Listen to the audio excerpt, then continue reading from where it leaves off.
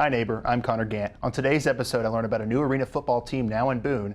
I talked to guests from NerdCon, and I'll let you know about a mind-changing lecture series that's coming right here to App State. All that and more right now on Hi Neighbor.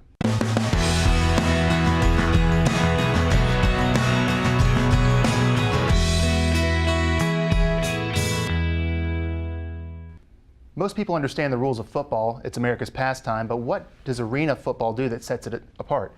Today I have Matt Krombach, who is the play-by-play announcer for the High Country Grizzlies, to break it down for us. Matt, how are you doing today? I'm doing well. I'm very excited for tomorrow. It's the first home game. I'm hoping for a sold-out arena, so it's going to be exciting, and my first venture into really doing play-by-play for a professional team, so it's going to be fun. I'm looking forward to it. Well, thank you for joining us today. Yeah, thanks for having me. So what is it that sets arena football apart from what we see in the NFL? Well, obviously there's walls. I think that's probably one of the big things that people recognize, and then obviously it's indoors.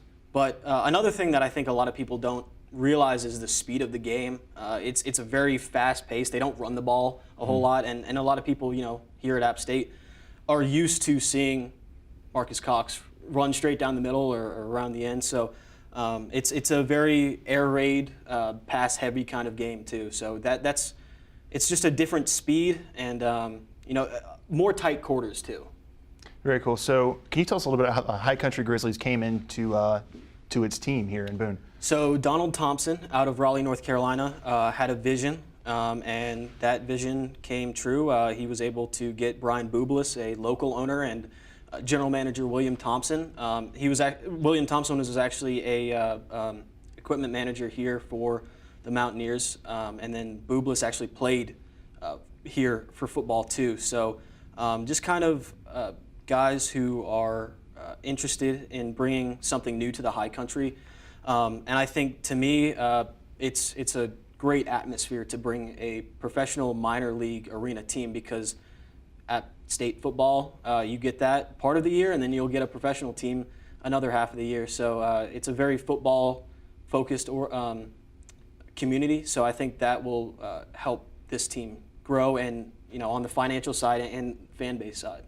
Very cool. Football year-round in Boone is perfect. Yeah. I know we'll enjoy it. So can you tell me a little bit about the players who come and play for the Grizzlies? Well, of course, you've got Malachi Jones, a very familiar name, just graduated last year. He had a tryout with the Atlanta Falcons. Unfortunately, they didn't agree to any terms.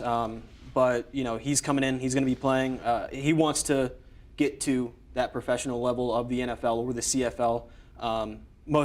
Probably the NFL. And then Dexter Jackson as well. He's a former App State Mountaineer. He played in the game against Michigan, had a huge touchdown run in that game. Troy Sanders, another player who was a standout safety here at Appalachian State. And one guy whose name's kind of under the radar is Brandon Fuentes. He's out of the New York area. He's a safety. Just some guy who works really hard and can see the game really well. And I'm also excited to see Stephen Panasuk in Holmes Convocation Center. He was 14 for 18 last week, 201, 5 touchdowns, and 1 rushing touchdown. So this team is built for speed, and it's built around a group of guys who know how to play the game of football, and they gel really well. Right. So can you tell us a little bit about how you got involved with the Grizzlies? I work here at WASU radio, so I've had some ventures doing some play-by-play for basketball, some sideline reporting for football, and I've just, I wanted an opportunity to, be a bigger part of something else, and so I reached out to the Grizzlies. They were luckily looking for someone. Initially, I was going to be a sideline reporter. Some things happened, some unfortunate circumstances, unfortunately, but right. That opened the door for me to be able to do play-by-play, so I'm very fortunate to be where I am right now with the team. Well, congratulations on your new position. Can you tell us a little bit about your next game and how people can buy tickets? So you can go to highcountrygrizzlies.com, and you can also visit the Holmes Convocation Center ticket box office. And the upcoming game is against the Lehigh Valley Steelhawks. They beat the team Dayton, the Wolfpack, 66-22. So a similar score to the same score that the Grizzlies beat Georgia this past week. Wow. They beat Georgia 62-29. So This is a team that's experienced, Lehigh is, and they've got an experienced quarterback out of the University of Maine. He's had some experience in arena football as well. So it should be a tightly contested game, but I think if this crowd is as big as we're hoping for, I think that should help get this team to a win. Matt Kronbach, thank you for joining us. Well, before I leave, I come bearing gifts. So Oh boy. got your own Grizzlies t-shirt here, Awesome. Connor. So just wanted you to spread the good word and wear that proudly. I will if wear you this can. proudly. So yeah, thanks for having me. I'll Connor. definitely come to a game and check it out. Matt Kronbach, play-by-play announcer for the High Country Grizzlies. Stay tuned because next we have information about Appalachian's own NerdCon. Stay with us. Comic and anime conventions are held all over the world to celebrate all things nerdy. They meet where fellow fans can meet celebrities, buy merchandise, and attend panels. Appalachian hosts its own convention called NerdCon. NerdCon is hosted by Appalachian's Nerd Network, and here to talk about the event is Nerd Network President Hannah Slayton. Hannah, how are you doing today? Good, how are you? Thank you for joining us. So can you tell me a little bit about what is the Nerd Network? The Nerd Network is an organization where people of different nerdiness levels, whether that's a book interest, comics, cosplay, anime, just a variety of different things can come together and make friends. Okay, so I know a big part about the Nerd Network is NerdCon. Can you tell us a little bit about that? Sure. NerdCon started in 2012, and since then it has been growing exponentially. Every year we have a different event going on that's like the new thing, and we've got different things like cosplay contest, cosplay chess, we have video game room, tabletop room, and just a variety of special guests. So video game ensemble will be there, as well as special cosplayers, and yeah. It sounds like a very cool event. So cosplaying is something that a lot of people don't know about, but it is very popular. Logan, can you tell us a little bit about what is cosplay? Yes, I can. Cosplaying is generally dressing up as a given character of an animation, be it an American cartoon, a Japanese anime, video games, movies, even like Marvel movies that you see on TV today. Wow. There are tons of different ranges of skill level of making costumes, and people do this just for fun, to connect with a character, to put on a show, to just resonate with roles that they like and they saw and they just got so attached to that they want to do an homage to this character. Kind of like a tribute to him, I guess. Exactly. So we were talking before and you told me you cosplay as well. Can you tell us a little bit about what the process is and what you like to cosplay as? Yes, I can. I started cosplaying somewhere around middle school, but I've been making my own cosplays since high school. Wow. Costuming has been something that I've done pretty much all of my life, sewing my own things, but as far as the cosplays that I like to make, I do cosplays from a video game series called Kingdom Hearts, as well as different anime that just stood out to me as really important, or characters that I just was affixed by. Processes of making cosplays can take forever. From making sure you have enough money for your own kind of personal things like finances, things like that. Right. But then also your materials. Think about how much you need pre-planned, definitely. Pre-plan how much money you have versus how much you want to make. Do you want it to be super detail-oriented, or do you want to just get the base color? Because that's going to be where you're going to have your money issues. So cosplay stands for costume play?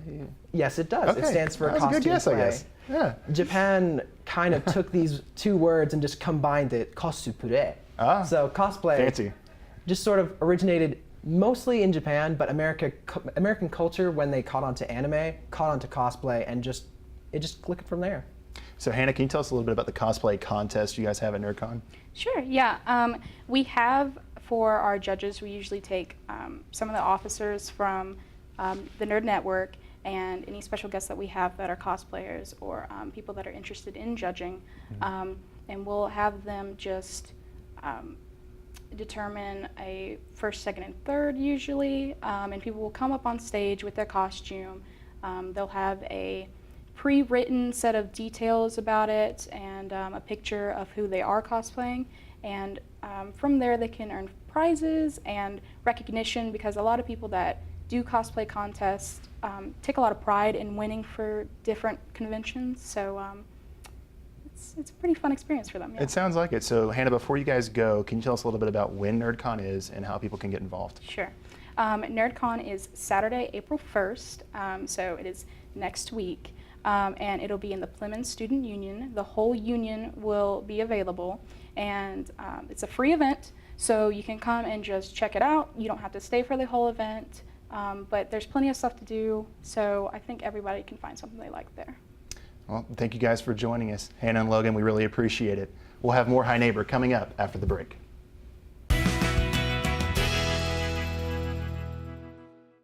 Welcome back, Neighbor. With me now is Hannah Godfrey and Dr. Travis Triplett from the App State Exercise Science Department to tell me more about the upcoming TEDx conference on campus. How are you guys doing today? Good. Great, how are you? I'm doing well. Thank you so much for joining us. So I've seen TED Talks on the internet. What is it that sets TEDx apart? The X makes it a little bit different. So the difference between TED and TEDx is that the X stands for an independently organized event. So any university or organization can have one of these. So you guys have had an event like this similarly in the past. Was it App Speaks? Yes, it was App Speaks Panorama event. That was a student-run conference. Right. This is going to have more professors involved. That'll be cool. So can you tell us a little bit about what this year's TEDx is going to include?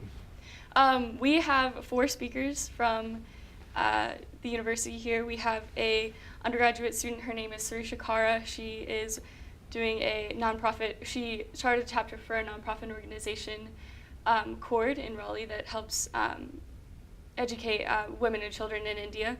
We have Dr. Travis Triplett, who is going to be telling us about how to maintain astronauts' physical fitness while they're at the International Space Station. And we have Dr. Matthew Robinson. He is a criminologist here, and he's going to talk about crime within society. And we also have Dan Blakely, who is the curator of the solar-powered car team, who's going to be speaking. That'd be cool. Dr. Triplett, can you tell us a little bit about what you are going to present at TEDx? Sure. I've been involved with NASA for many years, and as an exercise physiologist, not employed there, but my work with them was on a panel that was looking at ways to combat the muscle loss and bone loss that astronauts experience while they are in space. And it was both with the shuttle missions, which are no longer happening, but also mainly the ultimate goal was for the International Space Station to get a long-term solution to some of their physical problems from being in space for that period of time. Right. So what kind of device did you work and help create?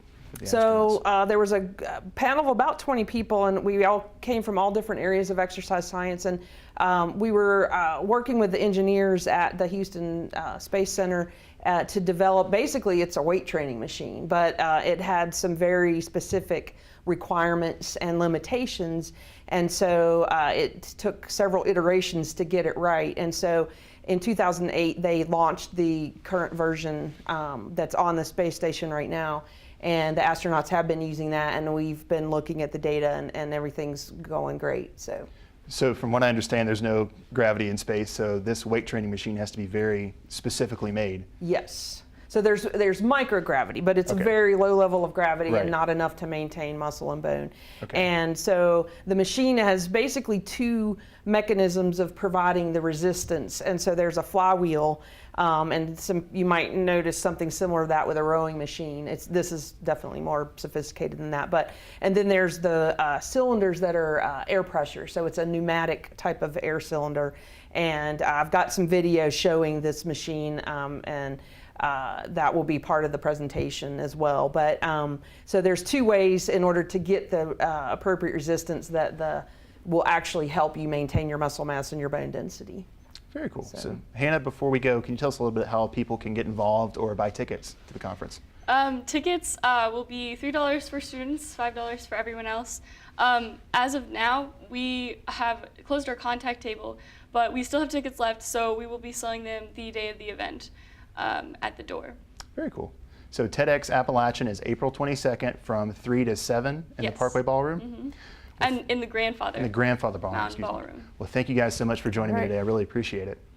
That's all the time we have for today. I had a great time learning about arena football, NerdCon, and TEDx. Be sure to check out our Facebook and Twitter page at AppTVHN for the full interviews and web extras.